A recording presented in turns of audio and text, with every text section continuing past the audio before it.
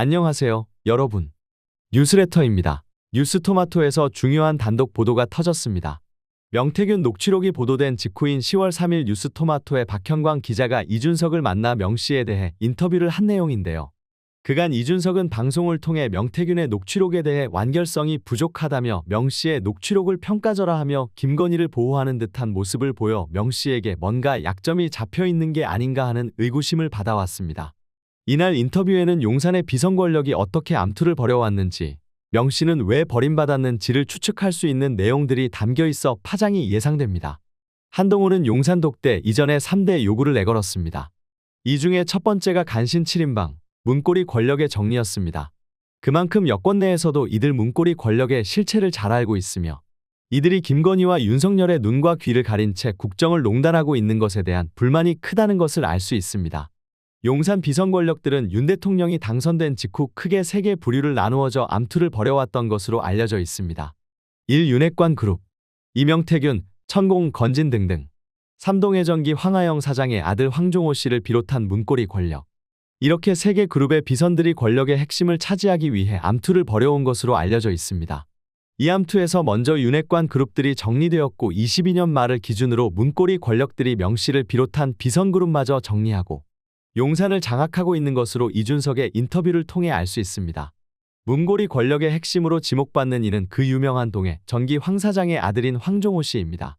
윤과 김건희를 삼촌과 작은 엄마라고 부를 정도로 친분을 가지고 있으며 대선 후보 시절부터 윤의 수행을 담당해온 것으로 알려져 있습니다. 2022년 10월쯤에 윤 대통령 내외가 관저 들어가면서 황종호가 거의 명을 차단해버려. 아, 그래요? 명이 종호를 졸 취급해가지고 종호가 완전 명 쓰레기라고 이렇게 간 적이 있었어. 그래서 그때부터 차단이 돼. 다른 사람이 아니라 황종호가 차단한 거예요? 황종호가 거의 그러니까 그때 어떤 일이 있었냐면 여기도 명의 주장이야. 명이 어느 날 전화를 받았대. 2022년 연말에 윤석열한테 전화 받았대. 그래가지고 명 박사, 내 와이프랑 전화하지 마 이러고 끊었대.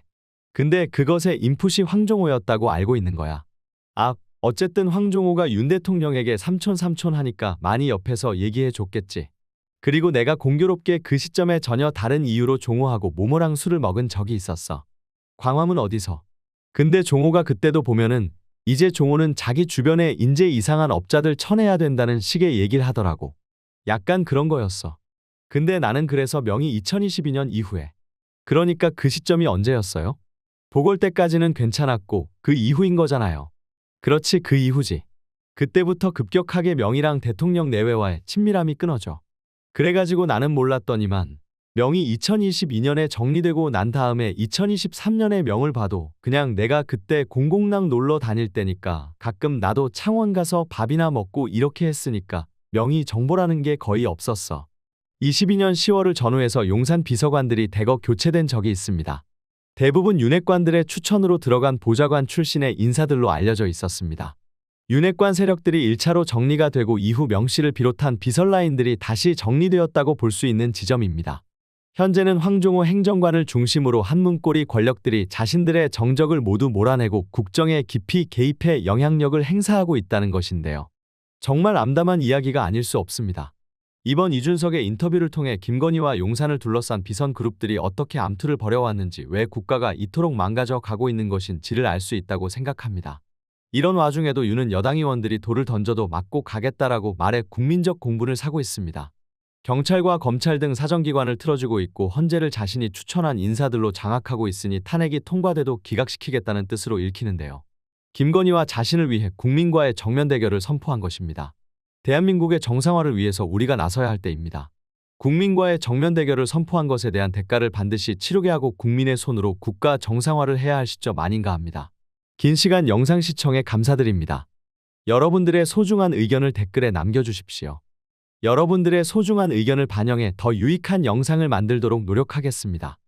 부패한 기득권 세력을 몰아내고 이 땅의 정의가 바로 서는 그날까지 흔들림 없이 전진하겠습니다. 여러분들의 구독과 좋아요는 영상 제작에 큰 힘이 됩니다. 오늘 하루도 행복하세요. 정말 감사합니다.